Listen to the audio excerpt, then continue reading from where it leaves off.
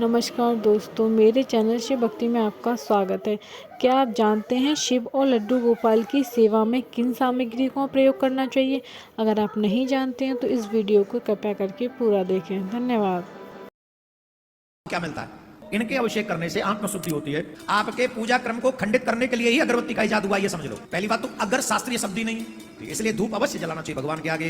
भगवान के आगे दीपक जलाने से तमसो मा ज्योतिर्गमया, ये दीप दान करने से भगवान के पूजा क्रम में, सुनिए जरा ध्यान से, जब हम भूत बावन भोलेनाथ की सेवा करते हैं, अभिषेक करते हैं, तो भगवान को हम लोग धूप दीप में नैवेद्य इत्यादि समर्पित करते हैं। इसका लाभ क्या मिलता है बताएं कि नहीं?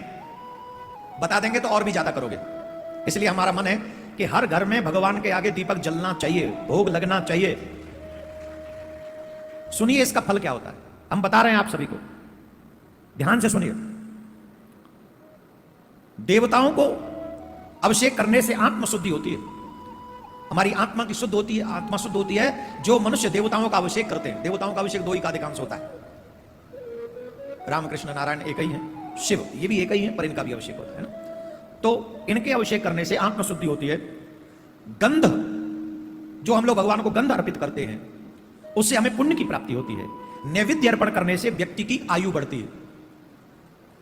जो भगवान को भोग लगाते हैं ना, अर्पण करते हैं, नैवेद्य मिष्ठान इत्यादि जो भी फल जो भी लगाते हैं, उससे आयु की वृद्धि होती है, भगवान तृप्त होते हैं। धूप निवेदन करने से धन की प्राप्ति होती है। ये जो धूप जलाते हैं ना हम लोग पूजा में, अगरबत्ती नहीं, ध्यान से सुन लें, अगरबत्ती ना, धूप बत्ती। जो लोग अगरबत्ती जलाते हैं अपने घरों में, मंदिरों में, वो पूजा के क्रम को खंडित करते हैं। सीख लीजिए, आ जाओ। इसे कई बार बोला जा चुका है, बांस होता है बीच में, आपके पूजा क्रम को खंडित करने के लिए ही अगरबत्ती का इजाद हुआ, ये समझ लो।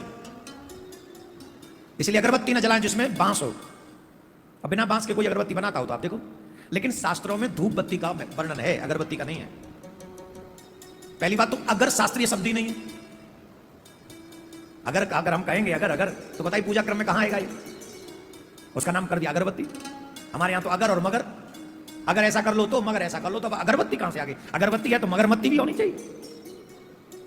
अगरबत्ती मगरमत्त बत्ती तो ऐसा कुछ है नहीं, तो इसलिए ओनली ऑन धूप बत्ती।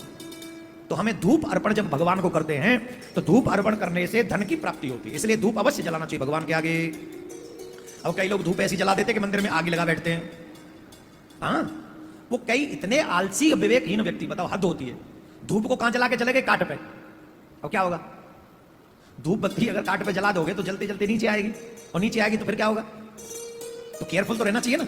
धूप हमेशा ऐसी जगह पे जलाओ जो सुरक्षित हो। तो धूप अर्पण करने से धन की प्राप्ति होती है। भगवान के आगे दीपक जलाने से बहुत बड़ा फल मिलता है। जो मनुष्य भगवान के आगे दीपक जलाते हैं, दीप के लिए क्या कहा है? वेदों में भी कहा गया है, तमसो मा ज्योतिर्गमया। ये दीप दान करने से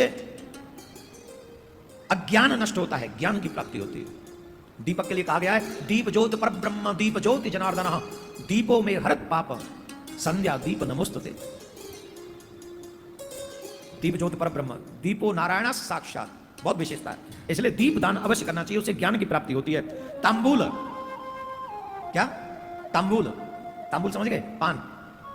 हम भगवान को पान जब अर्पण करते हैं, समर्पण करने से जितनी भी भोग पदार्थ आप चाहते हैं, भोग पदार्थ में आ जाता है गाड़ी बंगला कपड़ा ब्रांडेड क्लोथ्स और सब उसी में आता है। अच्छी अच्छी जो भोग पदार्थ आप चाहते हो, वो भगवान को तांबूल अर्पण करने से वो भोग की प्राप्ति हो जाती है। इसीलिए स्नान आदि 6 उपचारों को व्यक्ति को यत्न पूर्वक नित्य करना चाहिए।